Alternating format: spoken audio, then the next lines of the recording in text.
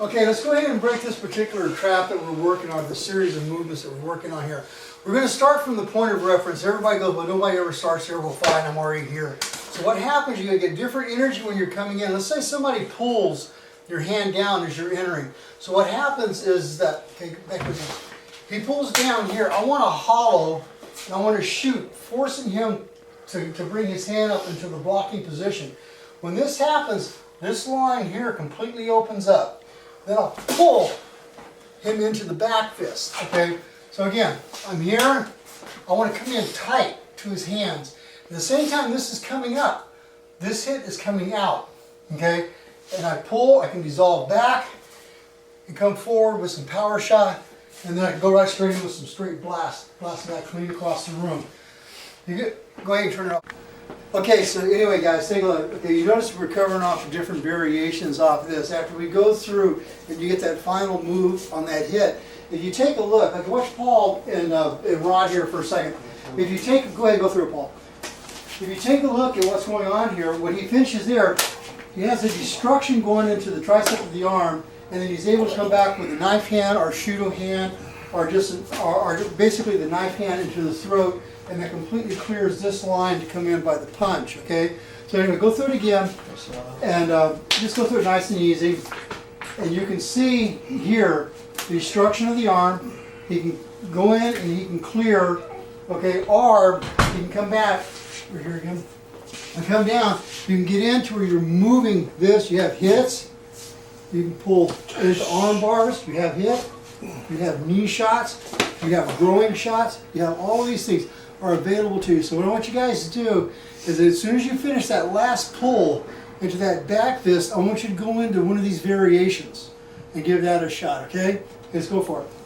I don't know about this. I'm sorry, man. Frosted. Anyway, like I was telling you guys there earlier, we're going to go into some different variations, you know, off of the last part of the whipping motion of the whip, which is kind of nice because this is what I kind of, you know, I really enjoy the most. Is like I'm a Kajukenbo instructor as well as a full JKD instructor as well. My JKD instructor was Steve Golden. My Kajukenbo instructor is Grandmaster Ron Pierce from the Kajukenbo system. And what I like to do is tie the two in, because Kajukenbo is the very first American mixed martial arts. It was created in 1947. Cjo and them spent a couple years creating the system, and over a period of time, just more things have come to it. And then Bruce came along and started doing more things, just kind of like, you know, picking up, you know, where Cjo and those guys left off in the 40s, and then he had his moment, and now it's moved on, you know, and other things are being added. So it's kind of nice for me because I blend the two in also. So what I do is I take a lot of the stuff that I do from the JKD, you know, into the trapping, into the hand stuff, and then I start getting into the more close range stuff and the joint locking and things like that that come from the Kajukenbo. So I like to tie the two in, so it's a perfect marriage for me as far as I'm concerned. So if you watch what these guys are doing here, when they're going through the motion to get the feel of the trap, he's doing some destruction, picking the groin, going in, blowing his knee completely out. So all I'm going to have to do is walk through this real slow, Paul, and I'll point out everything that's been taking place here. Anyway, so now they're going into the trapping series right here to kind of get the feel of the touch. He comes in for a destruction into the arm, pulls back, growing shot. The knee is now exposed. He stomps into the knee to break it, pushes the head to take him over, goes into an arm bar, locks, a break, comes out, kicks the head, steps off. Covering to make sure that anybody that's around, might be a multiple attacker, might be more people that are moving into the situation at this point. So anyway, that's, to me, I just think that's a really good marriage. They just complement each other. So, okay, go ahead and cut for a second. Okay, so now in this part here, I tell every one of the people I like to do this. I like for them to freelance a little bit and kind of get a feel of what it feels like to them. So I tell them, okay, you come up with your own variation as to what you're going to do. I think this creates the juices for creativity, and I think this is a very important thing in martial arts, because if you get so stagnant and everything being perfect, you're going to freeze at the wrong time. You want to be able to flow, go into things. You want to be able to make decisions before you even knew you made the decision. You don't have time to sit here and always think about things. So now as Rod goes through it, this is kind of his take on the way he was feeling things.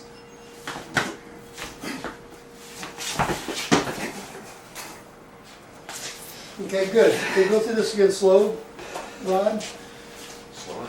As I go through the motion of the trapping series, get used to that feel.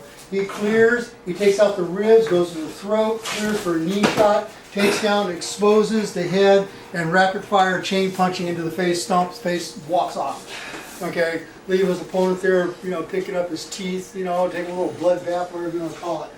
Okay, cut. 4, 3 in. Okay, anyway, this is going to be Michelle and Dwayne, and they're going to go through some things too. What's kind of nice about this particular class, this is a small class.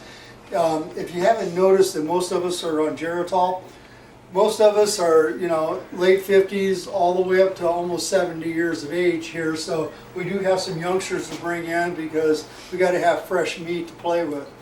Okay, but anyway, most of us are late 50s, 60s, into 70s, but we do have some young folks. So anyway, I'll have Michelle go through some stuff that she was working on, implementing some joint locks into this. Okay, Michelle, go ahead.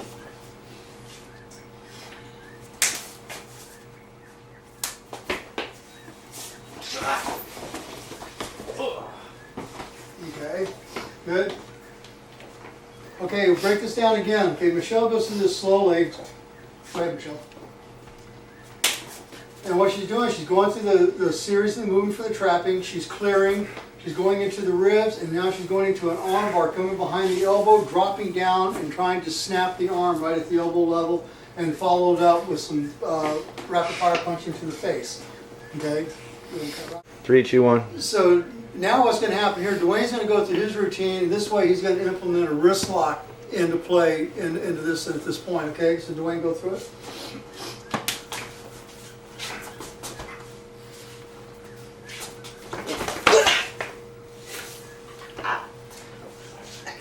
Okay, so go through this slow, Dwayne.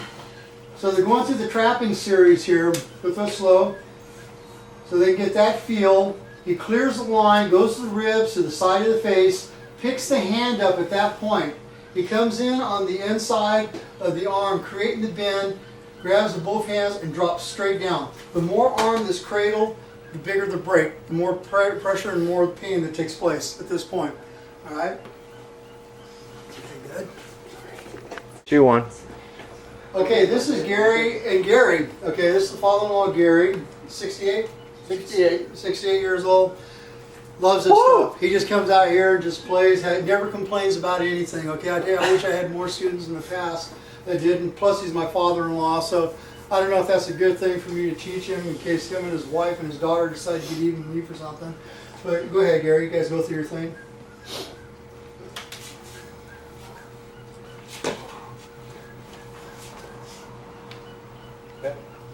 Okay, and go through it slow.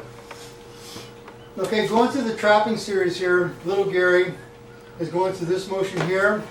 Okay, and what he's going to do, he's going to go into a wrist lock, creating an elbow strike to the side of the head, which is followed down by a takedown, but I don't have him take Gary down because he's had some back surgery just recently. So anyway, I don't have him go to the ground. Okay, Gary, your turn.